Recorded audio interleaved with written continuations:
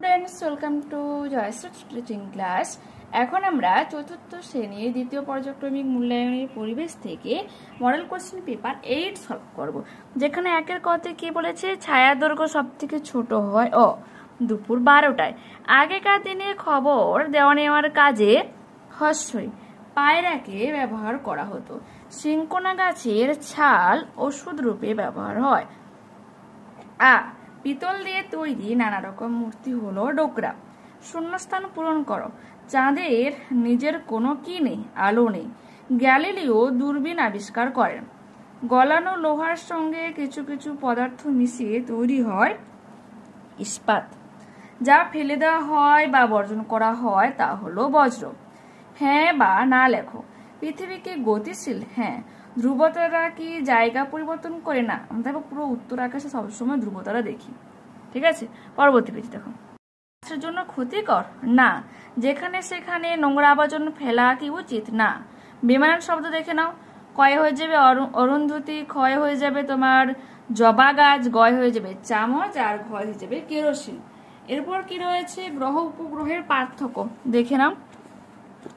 এখানে বিষয়গুলো উল্লেখ করবে যে কক্ষপথ যে রয়েছে, তারপর আকৃতি, অবস্থান, পরিক্রমণের প্রকৃতি, সৃষ্টির কারণ, তারপরে সংখ্যা, উদাহরণ, এই বিষয়গুলো উল্লেখ করে কিন্তু পরপর পার্থক্যগুলো লিখবে। ঠিক আছে, দেখে নাও, ভিডিও পজ করে পরপর তোমরা লিখে নাও। এরপর কি রয়েছে, জল সংরক্ষণের প্রচারের জন্য একটি স্লোগান বা বাক্য লেখো। জীবন বাঁচাতে জল বাঁচাও।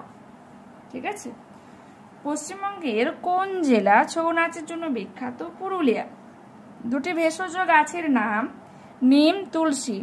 রবারে চায়ার ব্যবহারের সুবিধা কি লিখবো? রাবারের চাকা তৈরি হওয়া শুরু হলো অনেক, হাওয়া ভরা হলো, ফলে কি হলো, সুবিধা কি হলো? এতে চাকা হালকা হলো, ঝাঁকুনি কমলো, আর গাড়ি তাড়াতাড়ি চলতেও শুরু করলো।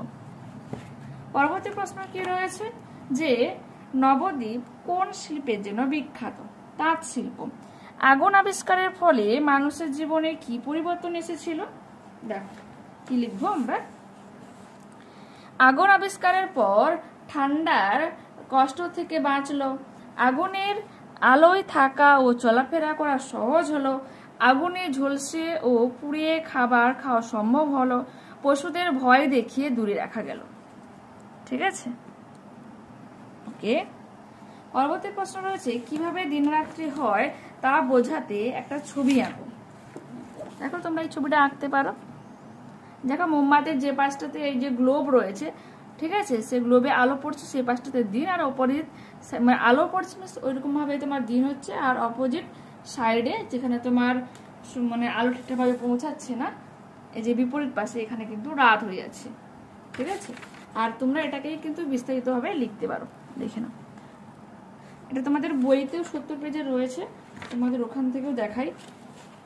এটা তোমরা আঁকতে পারো বা এইটা করতে পারো। দেখো পৃথিবীর যে অংশটা সূর্যের সামনে রয়েছে সে পাশের দিন, আর অপোজিট সাইডে কি হচ্ছে, রাত। ওকে, পরবর্তী ক্লাসে আবার দেখা হচ্ছে। যারা চ্যানেলে রয়েছে প্লিজ চ্যানেলটাকে সাবস্ক্রাইব করে দিও। ওকে, বাই।